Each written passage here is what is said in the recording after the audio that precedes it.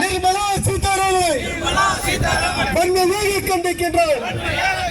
விஸ்வகர்மா யோஜனாவில் 14 தொழில் செய்வாரெல்லாம் விஸ்வகர்மா என்பதையும் அடையாளப்படுத்ததை கண்டிக்கின்றோம். அழிக்காதே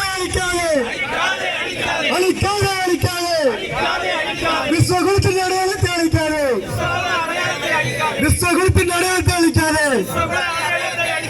கண்டிக்கின்றோம் வன்மையாக கண்டிக்கின்றோம்.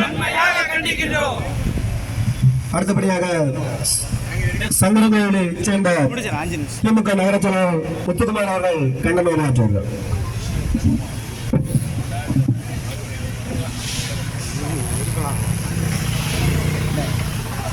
அவ்வளோதான்